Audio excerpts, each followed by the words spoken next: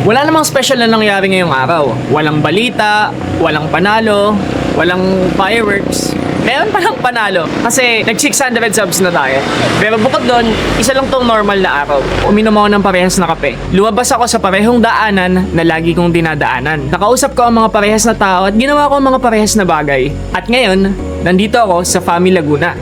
Kung tutuusin yung araw na to, halos araw siya na parang walang kwento. Halos kaparehas lang siya ng mga day-to-day na nangyayari sa buhay ko. Ordinaryo kung tatawagin. Pero habang tumatagal, naisip ko na, teka lang, baka dito sa mga ordinaryong bagay na to natatago yung totoong kwento ng buhay. Kasi hindi naman lahat ng araw may climax. Kadalasan, mas madami pa nga yung araw ng mga walang big event na babago ng buhay mo. Pero teka muna, nandito na yung in-order ko. Umorder ako ng kape. Nandito ako sa Fami, nandito ako sa DNC Coffee and Milk. Umorder ako ng matcha. Hello po. Ano pong barangay ito, tita? Tunhak to. Tunhak? To.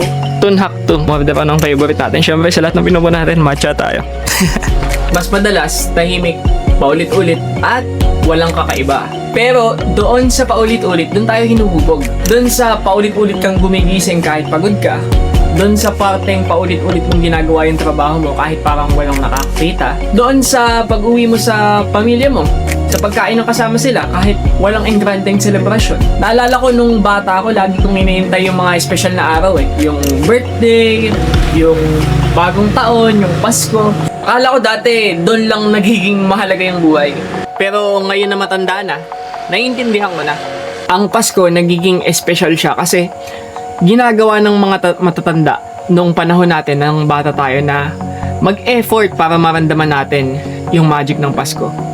Pero since tumatanda ang tayo, nagiging isang parang paulit-ulit na bagay na lang siya. Pero dahil tayo na yung matatanda ngayon, responsibility natin na tayo yung magdala ng magic ng Pasko dun sa next generation. Kasi kung tutuusin, logically speaking, isang simpleng araw lang din naman yung Pasko. At dito napapasok yung idea ko na special naman lahat ng bagay na simple.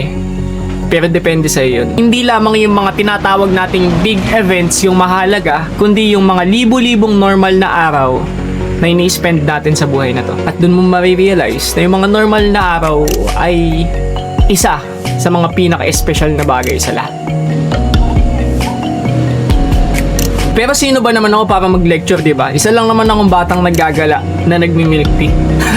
Sobrang bait ni na tita, yung nagtitinda dito. Hinina ko boss ko kasi nahihiya ako. Nilibre nila na yung milk tea na in-order kong matcha. And napakasarap na ito. Sa mga nanonood dito, kung kaya nyo, pumunta kayo dito. Dito lang to sa may Fami. Tunhak to. Malapit lang siya sa center ng Fami. Ito. DNC. Tapos, napakaganda ng atmosphere, napakaganda ng vibes. Ang sarap magkwentuhan dito. Focus natin. I'm very grateful naman. Thank you po, tita. At ngayon, ito yung simpleng video ko para sa isang simpleng araw. Gaya kahapon, load ka ulit bukas